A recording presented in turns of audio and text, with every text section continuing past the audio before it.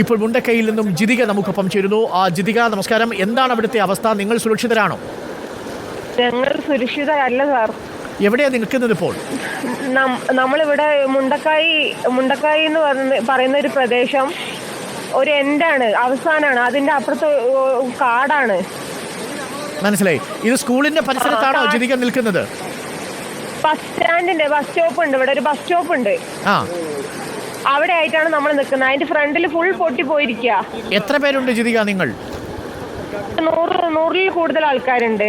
അപ്പൊ 100-ൽ കൂടുതൽ ആളുകളുള്ള മറ്റൊരു സ്ഥലം കൂടി രക്ഷാപ്രവർത്തകരുടെയും ദീപകിന്റെയും പ്രത്യേക ശ്രദ്ധയ്ക്ക്.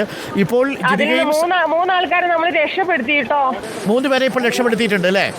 3 പേരെ, മൂന്ന് ആൾക്കാരെ നമ്മൾ രക്ഷപ്പെടുത്തി. ഇവിടുന്ന് ഒരു കുട്ടി, 4 പേരെ രക്ഷപ്പെടുത്തി. നമ്മൾ ഇവിടുന്ന് കുറെ പേര് അതിന്റെ ഉള്ളില്, വീടിനുള്ളിൽ അകപ്പെട്ടിട്ടുണ്ട്. അവരെ രക്ഷിക്കാൻ നമുക്ക് പറ്റൂല.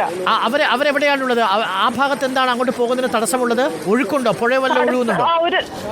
ഉരുൾ പൊട്ടിയിട്ട് മൊത്തം പോയി, മരുഭൂമി പോലെയുള്ള ഇപ്പോ. അല്ല, ആ വീടിനുള്ളിലുള്ളവർക്ക് ജീവനുണ്ടോ? അവരെന്തെങ്കിലും അവിടെ? അറിയില്ല സാർ.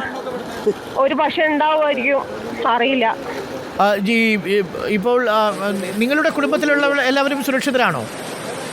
നമ്മളെ കുടുംബത്തിലെല്ലാവരും സുരക്ഷിതരാണ്. അതായത് ഈ ഭാഗത്ത് നിന്ന് ഇങ്ങോട്ടുള്ള കുറച്ച് ആൾക്കാർ മാത്രം സുരക്ഷിതരായിട്ടുള്ളൂ. ജിതികയ്ക്ക് അവിടെ നിന്ന് കാണാൻ കഴിയുന്നത് എന്താണ്? എത്ര വീടുകൾ ഏകദേശം തകർന്നിട്ടുണ്ടാവും ആ ഭാഗത്ത് മാത്രം, ബസ് സ്റ്റാൻഡിന്റെ പരിസരത്ത് മാത്രം? സാർ, മുൻകൈയില്ല. ഓക്കെ, 4 പേരെ നമുക്ക് ഇതിനകം രക്ഷപ്പെടുത്താൻ സാധിച്ചു അല്ലേ? അതെ, ഞങ്ങൾ ഇവിടെ നിന്ന് രക്ഷപ്പെടുത്തി. ഓക്കെ, നിങ്ങൾ നിൽക്കുന്ന സ്ഥലത്തിന് മുകളിൽ മലയുണ്ടോ? ഇനി അവിടെ മണ്ണിടിയാനുള്ള സാധ്യതയുണ്ടോ? മലയുണ്ട്. ഞങ്ങൾക്ക് ഏത് നിമിഷം എന്തും സംഭവിക്കാം. ഇല്ല ജിതിക, അല്പസമയത്തുള്ളിൽ അവിടെ എത്തും. അവർ തൊട്ടടുത്ത് എത്തിയിട്ടുണ്ട്. നിങ്ങളുടെ രക്ഷാപ്രവർത്തകർ എല്ലാവരും തൊട്ടടുത്ത്. 1 മണി മുതൽ ശ്രമിച്ചുകൊണ്ട് 1 മണി മുതൽ നമ്മളെല്ലാരും വിളിച്ചിട്ട് ഇത്ര നേരമായിട്ട് ഒരാൾ. ജിതിക മനസ്സിലായി. ജിതിക അവരോട് പറയൂ. ജിതിക, ഞങ്ങൾ തന്നെ നേരിട്ട് കണ്ടതാണ്. MLA-യും മന്ത്രിയും എല്ലാവരും അവിടെ എത്താൻ ശ്രമിക്കുന്നുണ്ട്. പക്ഷേ അങ്ങോട്ട് വരാനുള്ള പാലം പോയി. ആ പുഴ വല്ലാത്ത ശക്തിയിലാണ്. താഴെ 21 പേര് മരിച്ചു ജിതിക. അവരുടെ പലരെയും രക്ഷിച്ചുകൊണ്ടിരിക്കുകയാണ്. അല്പസമയത്തുള്ളിൽ അവിടെ എത്തും. നിങ്ങൾ ആരും ഭീതി വേണ്ട. അല്പസമയത്തുള്ളിൽ എല്ലാവരും അവിടെ എത്തും. നിങ്ങൾ സുരക്ഷിതരാണ്. സുരക്ഷിതമായിട്ടിരിക്കുക. സുരക്ഷിത സ്ഥാനത്തേക്ക് മാറി നിൽക്കുക. നിങ്ങളുടെ എങ്ങനെയാണെന്നറിയോ സാറ് സംഭവിക്കുന്നത്? എങ്ങനെയാ? ഒരു പൊട്ടല് പൊട്ടി, പകുതി ആൾക്കാർ ഓടി രക്ഷപ്പെട്ടു. രണ്ടാമത്തെ പൊട്ടൽ പൊട്ടി, 3 പൊട്ടലാണ് പൊട്ടിയിട്ടുള്ളത്. 3 തവണ നിലവിളി 3 പ്രാവശ്യം പൊട്ടി.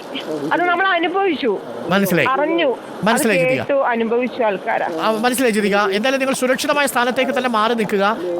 കെട്ടിടങ്ങളുടെ 3 പൊട്ടിയതുകൊണ്ട് ഇനിയും പൊട്ടാൻ സാധ്യത ഉണ്ടോ? അതെ, അവിടെ ഉണ്ട്, സുരക്ഷാ ഭീഷണി ഉണ്ടെന്നറിയാം. എങ്കിലും സുരക്ഷിതമായി നിങ്ങൾ നിൽക്കുക. അല്പസമയത്തുള്ളിൽ നിങ്ങളെ അവിടെ നിന്ന് മാറ്റും. ഹെലികോപ്റ്ററും അല്പസമയത്തുള്ളിൽ അവിടേക്ക് എത്തും. നിങ്ങളെ സുരക്ഷിത സ്ഥാനത്തേക്ക് മാറ്റും. എല്ലാവരോടും പറയാം, കുട്ടികളെയൊക്കെ നിങ്ങൾ ചേർത്ത് പിടിച്ച് നിർത്തുക.